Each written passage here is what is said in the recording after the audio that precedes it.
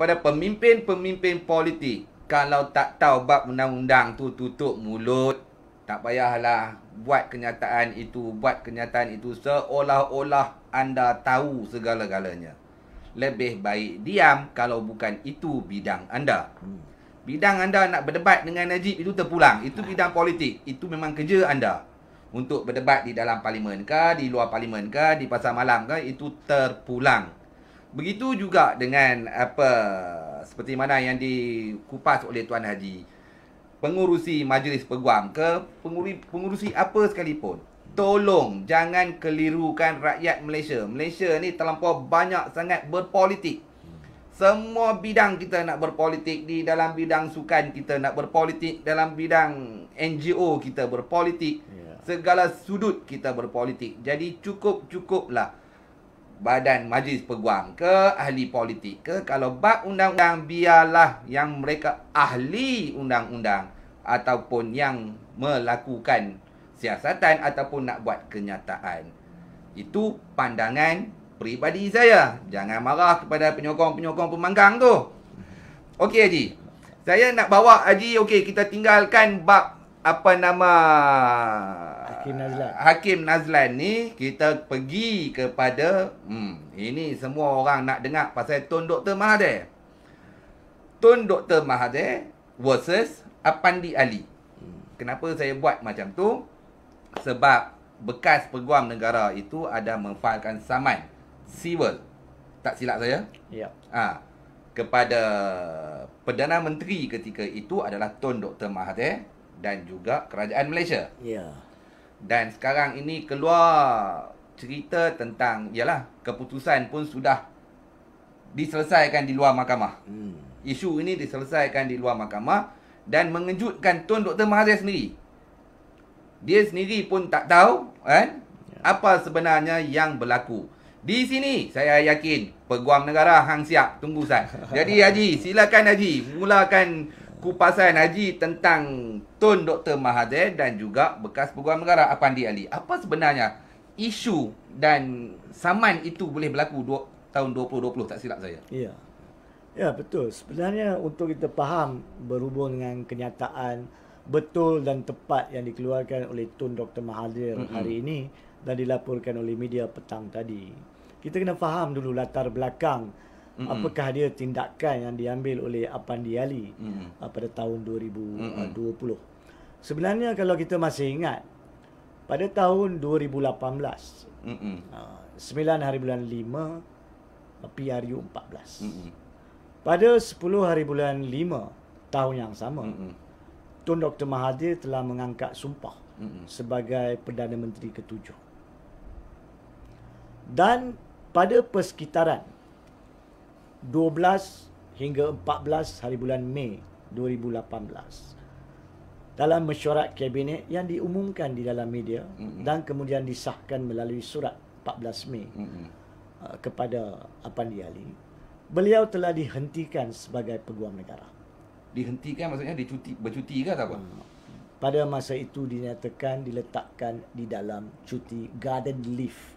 Garden leave bukannya bermaksud cuti pergi berkebun, bermaksud cuti rehat sehingga proses-proses penamatan diselesaikan. Di 14 Mei adalah tarikh terakhir perkhidmatan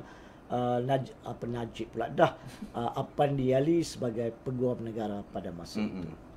Dan selepas daripada itu, pada 24 hari bulan Februari 2020, kita semua tahu Perdana Menteri ke-7 Tun Dr. Mahathir telah meletak jawatan di atas kehilangan majoriti kerajaannya disebabkan. Sekejap ya. Jangan marah. Maksudnya waktu dia cuti berkebun tu, peguam baru ganti tu belum. Saya akan datang balik. Okey, silakan. Tarikh-tarikh ni penting. Terima kasih. Tapi saya akan maklumkan sebentar lagi. Jadi Tun telah pun meletakkan jawatan sebagai Perdana Menteri ke-7 pada 24 Februari 2020. Dan atas sebab kehilangan majoriti kerajaannya disebabkan Sheraton Move pada 23 Februari tersebut. Jadi selepas dia meletakkan jawatan, baru Apandi Ali failkan tindakan pada bulan Oktober 2020. Hmm. Tak silap saya, laporannya adalah 14 Oktober 2020. Hmm. Tindakan difailkan oleh Apandi Ali antara lain adalah memohon pengisytiharan mahkamah bahawa cara, proses dan prosedur pemberhentian dia sebagai peguam negara pada masa itu 12 hingga 14 Mei 2018 tidak mematuhi undang-undang.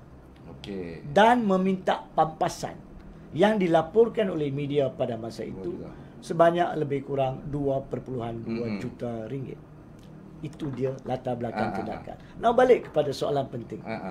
So apabila, untuk menjawab tadi, apabila pada peringkat awal Apandi Ali diletakkan on garden leave 14 Mei, memang dari segi perundangannya kita tidak mempunyai, dari segi perlembagaannya kita tidak mempunyai peguam negara.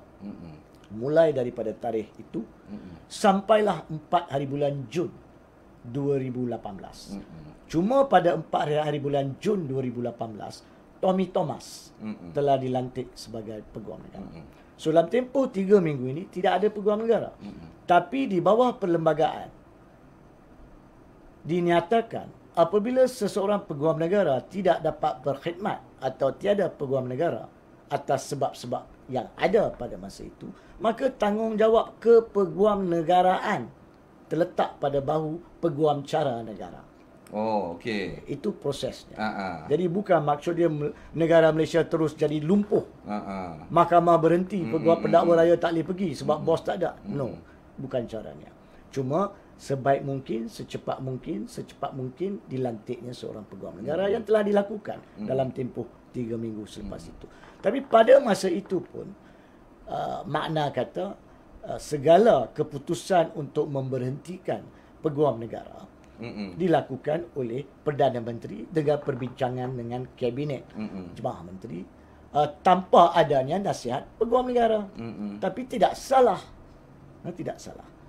Jadi pokoknya sekarang ni apa yang berlaku adalah apabila tindakan itu difailkan di mahkamah, kita kena ingat walaupun Tun masih bukan lagi merupakan Perdana Menteri ke-7 dan Perdana Menteri sudah pun sekarang ni Perdana Menteri 9. Sebelum itu Perdana Menteri 8. Apabila siapa nama ni Apandi Ali fail saman. Tetapi tindakan yang diambil oleh Apandi Ali bukannya tindakan peribadi terhadap Tun. Okey. Adalah tindakan terhadap Tun dalam kapasiti Tun dalam urusan rasminya sebagai Perdana Menteri ke-7 dalam memberi nasihat kepada Agong untuk membuang Apandi Ali. Nampak tak? Jadi dari segi perundangan, apabila tindakan diambil terhadap mana-mana individu dalam kapasiti beliau sebagai perjawatanan beliau dalam kerajaan pada masa itu, maka semestinya lah pejabat peguam negara yang akan mewakili Tun. Itu yang berlaku di sini. Jadi orang ramai tanya kenapa Tun diwakili pejabat peguam negara? Sebab Tun tidak ada pilihan. Bukan Tun disaman secara peribadi.